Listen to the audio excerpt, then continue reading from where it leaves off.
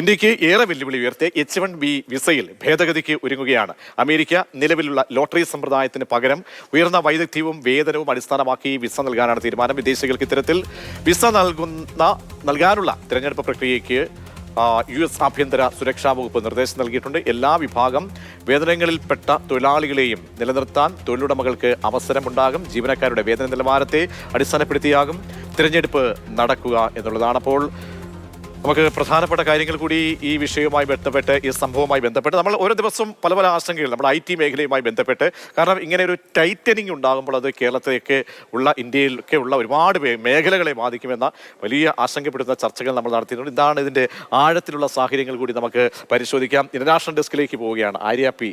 വളരെ അന്താരാഷ്ട്ര വാർത്തകൾ കൈകാര്യം ചെയ്യുന്ന ആര്യ പി വരികയാണ്. ആര്യ പി, പിന്നെ ഈ ട്രംപ് ഒപ്പിട്ട് ആ ഉത്തരവ് ഇറങ്ങിയിട്ട് ദിവസങ്ങളായോ? 3 ദിവസം. അപ്പോൾ 3 ദിവസമാകുമ്പോഴത്തേക്കും ഒരു ഭേദഗതി, ഒരു അമെൻമെന്റിലേക്ക് എന്തായിരിക്കാം പോകാൻ കാരണം?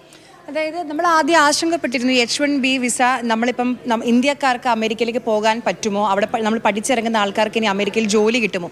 അപ്പോൾ ആ സമയത്താണ് ഇപ്പോൾ ചൈന K വിസ കൊണ്ടുവരും. നമ്മളിവിടെ K4 ഒക്കെ കേട്ടിട്ടുണ്ട്. K വിസ കൊണ്ടുവരികയാണ്.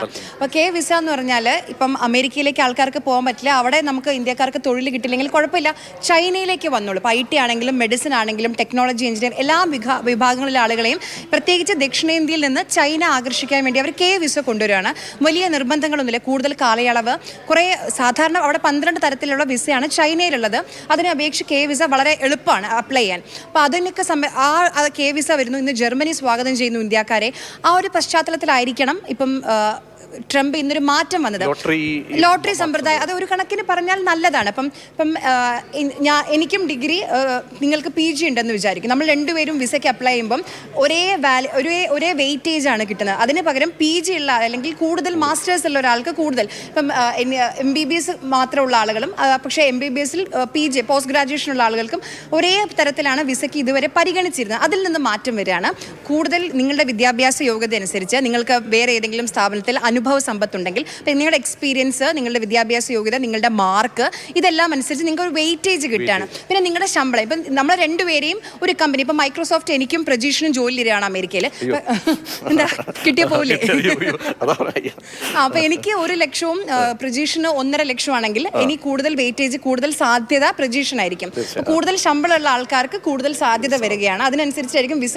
ആ രീതിയിൽ ഇതുവരെ ഒരു ലോട്ട് എടുക്കുകയായിരുന്നു, അതിൽ നിന്നൊരു മാറ്റം വരികയാണ്. ഒരു വെയിറ്റേജ് അടിസ്ഥാനത്തിലായിരിക്കും ഇനി ഇത് നടപ്പാക്കാം. തീർച്ചയായും നമ്മൾ ഈ വ്യാപാര ചർച്ചകൾ കൂടി നടന്നുകൊണ്ടിരിക്കുകയാണ്. അപ്പോൾ നമ്മൾ ഈ മറ്റ് തീരുവയുടെ കാര്യത്തിലേക്ക് എങ്ങനെയായിരിക്കും ഇനി ഒരു നമുക്ക് ഇക്കാര്യത്തിലാണെങ്കിൽ അവരൊരു പോളിസിയാണല്ലോ, പ്രത്യേകത പോളിസിയാണ് ഈ വിസയുമായി ബന്ധപ്പെട്ട്. പക്ഷേ അതൊരു അമെൻമെന്റ് വരുമ്പോൾ അറിയാം എന്തോ ഒരു സമ്മർദ്ദങ്ങളോ അല്ലെങ്കിൽ അതിന്റെ മറ്റൊരു ഇമ്പാക്ട് ഒക്കെ അവർ ചിന്തിക്കുന്നുണ്ടാകാം, അല്ലേ? ചിന്തിക്കുന്നുണ്ടാകാം. പിന്നെ ഇതൊരു കണക്കിന് പഠിക്കുന്ന ആൾക്കാർക്ക്, വിദ്യാഭ്യാസ യോഗ്യതയുള്ള ആൾക്കാരെ സംബന്ധിച്ച് കുറച്ചുകൂടി നല്ലതാണ്. അവർക്ക് കൂടുതൽ പരിഗണന കിട്ടുന്നു, മുൻതൂക്കം കിട്ടുന്നു എന്ന് വേണമെങ്കിലും. മറ്റേതിങ്ങനെ എല്ലാത്തിനും ആയിട്ട് എടുക്കുകയാണ്, പിക്ക് ചെയ്തെടുക്കുക ചെയ്ത്. അങ്ങനെയല്ല, നിങ്ങൾക്ക് ക്ലാരിറ്റി കൊണ്ടുവരാന്നുള്ളത്. പിന്നെ കൂടുതൽ ഓപ്പർച്യൂണിറ്റീസ്. ഇപ്പം നമ്മൾ ആദ്യം ടെൻഷൻ അടിച്ചിരുന്നു H-1B വിസ നിർത്തലാക്കിയാൽ നമ്മൾ എവിടെ പോകും. ആ ടെൻഷനൊന്നും വേണ്ട. ഇപ്പൊ കുറേ വാതിലുകൾ, കുറേ രാജ്യങ്ങൾ നമ്മളെ ഇങ്ങനെ ക്ഷണിച്ചുകൊണ്ടിരിക്കുകയാണ്. അപ്പൊ ആ ടെൻഷൻ എന്തായാലും വേണ്ട. അപ്പൊ ട്രംപ് അത് സ്വാഭാവികമായിട്ട് കാണുന്നുണ്ടാവില്ല. അതുകൊണ്ടായിരിക്കണം കുറഞ്ഞു. ഓക്കെ, നന്ദി ആര്യ പിയാണ് ഇന്റർനാഷണൽ ഡെസ്കിൽ നിന്നും ആ വാർത്തയുടെ വിശദാംശങ്ങൾ നൽകിയത്. അപ്പോൾ നമ്മളൊക്കെ ഒരു കൗതുകത്തോടെ കാത്തിരുന്ന ഒരു H-1B വിസയുമായി ബന്ധപ്പെട്ട ആശങ്കകൾ അത് ലഘൂകരിക്കപ്പെടുന്നു. അതിലൊരു ഭേദഗതി എന്തായാലും വരുന്നു എന്നുള്ളത് സന്തോഷകരമായ കാര്യമാണ്.